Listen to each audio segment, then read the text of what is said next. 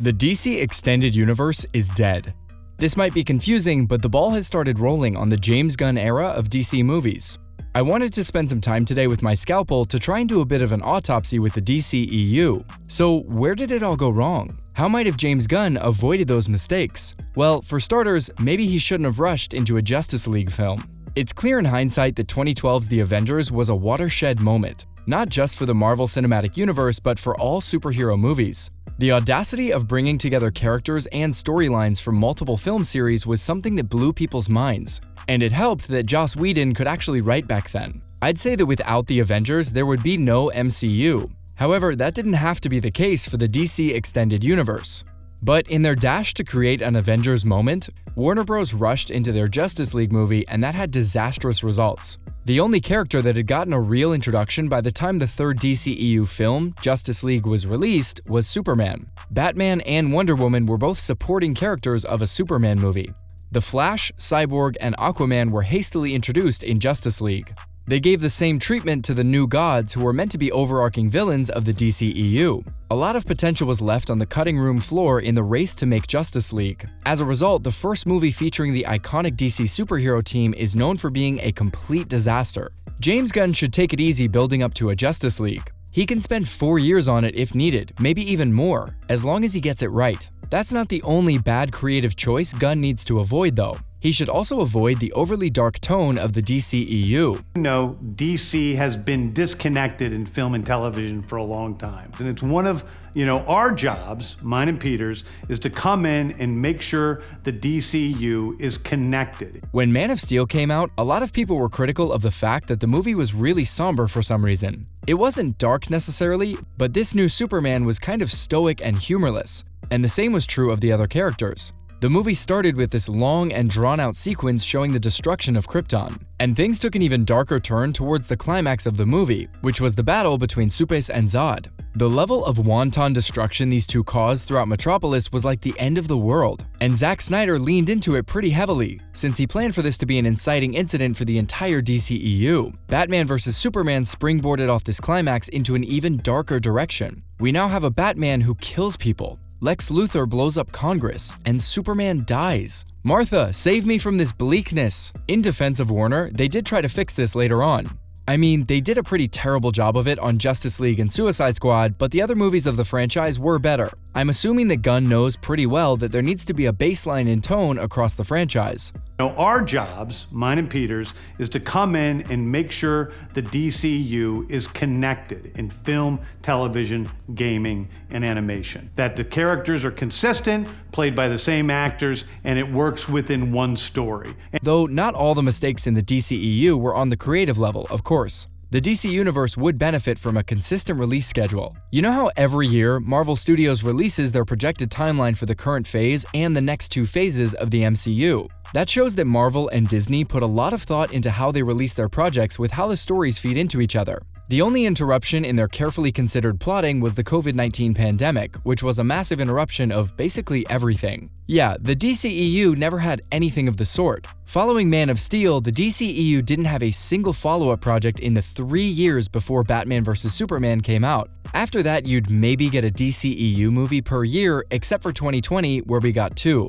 But consider the fact that it took Warner really long to follow up on their biggest successes. Wonder Woman's sequel took 3 years to come out, while Aquaman spent 5 years in the oven. A superhero cinematic universe is a big and complicated thing. It's weird to me that Warner Bros., who should know more about running a movie franchise than a rando like me, couldn't get their act together. I suppose part of the reason for that was because they forced their visionary, Zack Snyder, out of the picture. Going forward, Gunn will have to make sure DC Studios steers clear of these issues. In other words, he needs to provide the franchise the leadership it never had. Characters are consistent, played by the same actors, and it works within one story. And if something is outside of that, like Matt Reeves' Batman or Todd Phillips' Joker or Teen Titans Go, that it is clearly labeled as DC Elseworlds. There are 2 extremes in running a movie franchise. On one hand, you have a guy like Zack Snyder. Say what you will about his movies, but he's certainly got a bold and unique vision that's all his own. I think there was a guy in Wales who walked out of the movie theater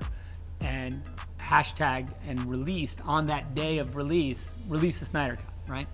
On the day of release, that hashtag was used for the first time.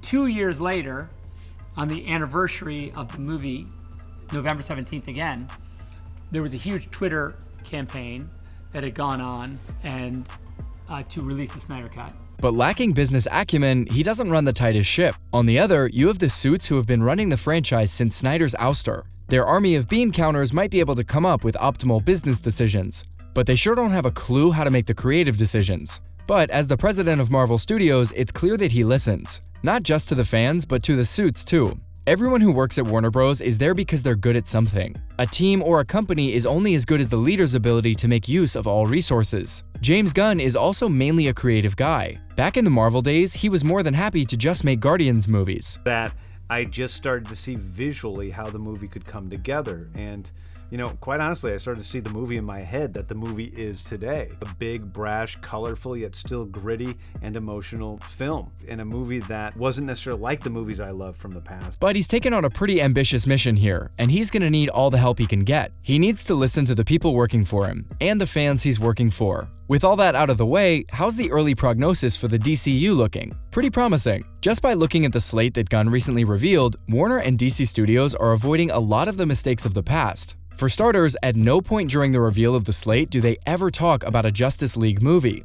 Pretty easy thing to get right, but Warner got it wrong before. I can't imagine that the old DCEU management, the one that rushed into Justice League, would greenlight a Creature Commandos series. It's also clear that they're taking the right approach to some of the characters.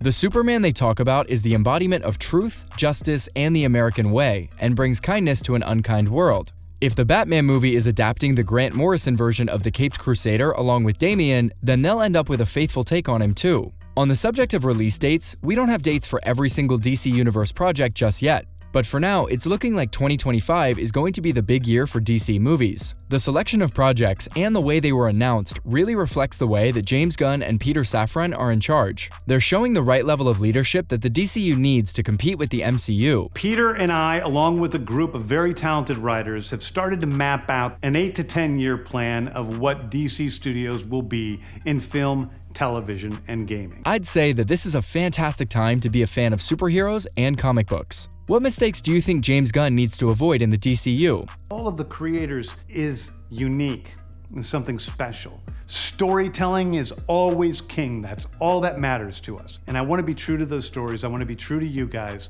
and really give you something different than you've ever seen before. And what else are you looking forward to from the franchise? See you next time with even more amazing content like this.